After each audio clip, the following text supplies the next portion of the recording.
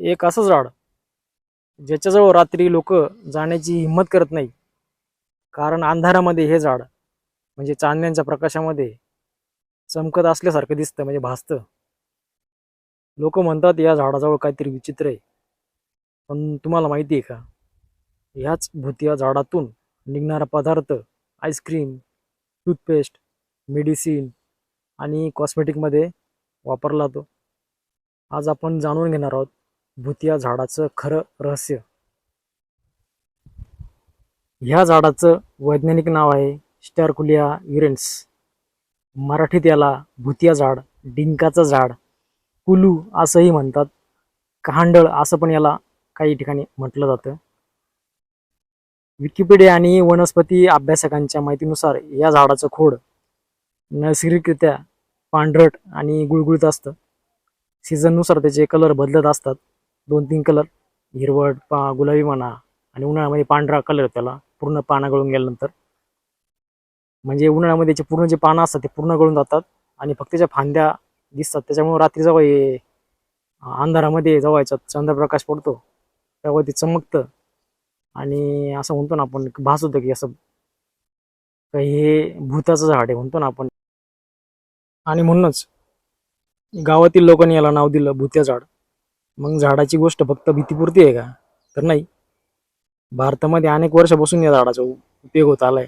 विशेषतः म्हणजे जे जंगलात राहणारे आदिवासी या झाडातून जो निघणारा डिंक होता ते गोळा करून विकायचे. या डिंकाला ते करायगम असे म्हणायचे. FAOच्या माहितीनुसार हा डिंक भारतातील महत्त्वाचे जे फॉरेस्ट प्रोडक्ट्स आहे त्यापैकी एक मानला गेला आहे. पूर्वी भारतातून हा डिंक मोठ्या प्रमाणात एक्सपोर्ट व्हायचा. आता या झाडाबद्दल काही अशा गोष्टी आपण ऐकणार आहोत ज्या तुम्हाला थक्क करून जातील. या झाडाची साल कागदासारखी सोडली जाते, म्हणजे एकदम पातळ असते. जेव्हा आपण सालवरती काढून ना तर तुम्हाला एकदम असं वाटलं की कागदाचे. आणि सर्वात आश्चर्यकारक जी गोष्ट आहे ती म्हणजे याचा डिंक वापरला जातो आईस्क्रीममध्ये, टूथपेस्टमध्ये, मेडिसिनमध्ये, कॉस्मेटिकमध्ये. हा डिंक जेव्हा पाण्यात टाकला जातो तेव्हा तो फुगतो, म्हणजे फुगला म्हणजे साईज वाढते. म्हणून फूड इंडस्ट्रीमध्ये जो थिकनर असतो त्याचा पर्याय म्हणून त्याचा वापर केला जातो. आयुर्वेदात या डिंकाचा उपयोग पचनासाठी, सूज कमी करण्यासाठी आणि काही औषधांच्या प्रिपरेशनमध्ये सुद्धा केला गेलेला आहे.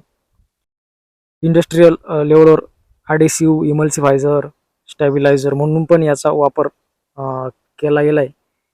पण दुर्दैवानं पूर्वी चुकीच्या पद्धतीने डिंक काढल्यामुळे अनेक झाडं मरून गेली.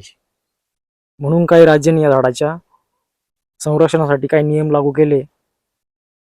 पण आता प्रश्न येतो, हे झाड वाढवलं कसं जातं? या झाडाची लागवड मुख्यतः बियापासून केली जाते. पिकलेलं फळ गोळा केलं, लाल कलरचं फळ असतं, त्याच्यामध्ये काळ्या रंगाच्या बिया असतात, कठीण असतात त्या काही तास आपल्याला पाण्यात भिजवून ठेवायच्या असतात. त्यानंतर भिजल्यानंतर त्या काय करायच्या की आपली मऊ माती, मऊ म्हणजे त्याच्यामध्ये थोडंफार वाळूचं प्रमाण म्हणा, लाल माती, थोडंफार खत, याचं मिश्रण करून त्याच्यामध्ये त्या बिया रोपण करायच्या. आणि काही कालावंतर म्हणजे साधारण थोडा टाइम लागतो त्याला अंकुरित व्हायला वगैरे, 10-15 दिवसांचा कालावधी जातो. त्याच्यानंतर ते अंकुरित होतात आणि त्यापासून आपण ते रोपे तयार करून त्याचं झाड तयार करू शकतो. म्हणजे विशेष जर असं मानलं तर हे झाड एकदम कमी पाण्यामध्ये येतं, खडकाळ जमिनीत येतं. एकदा तुम्ही पहिल्या वर्षी याला पाणी टाकून जर जगवलं तर त्यानंतर त्याला पाण्याची गरज पडत नाही. कधी कधी आपलं असं वाटते की ज्या गोष्टी भीतीदायक आहे त्याच्यामध्ये सर्वात मोठं ज्ञान दडलेलं आहे. भुतिया झाड आहे तसंच आहे. लोक अंधश्रद्धेमुळे याला घाबरतात, पण खरं तर हे झाड निसर्गाचं एक अमूल्य खजिना आहे. त्याला जपलं पाहिजे, त्याची लागवड केली पाहिजे, त्याच्यापासून जे फायदे त्यांचा उपयोग करून घेतला पाहिजे. मुळात म्हणजे याच्यापासून काही धोका तर नाही निसर्गाला. जे आपण लागवडी करतोय, जे विदेशी वनस्पती लावतोय त्याच्यापासून जास्त आपल्याला तोटा होतोय. त्याऐवजी आपले जे देशी वृक्ष आहे त्याच्यापासून आपल्याला इन्कमचा सोर्स पण अवेलेबल होईल आणि आपली पर्यावरणाची हानी पण होणार नाही. याचा काय म्हणतो आपण, एक ध्यास घरून म्हणा किंवा एक माहितीत घेऊन या झाडाची लागवड केली तर बरं होईल. आता जर तुम्हाला रात्री कधी असं पांढरं झाड दिसलं तर घाबरून जाऊ नका. कदाचित तुम्ही भारतातील सर्वात रंजक आणि उपयोगी झाडापैकी एक झाड पाहत असाल. तुमच्या गावात हे भुतिया झाड आहे का? कमेंटमध्ये मला नक्की सांगा.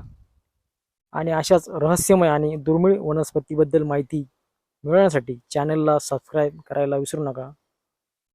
धन्यवाद.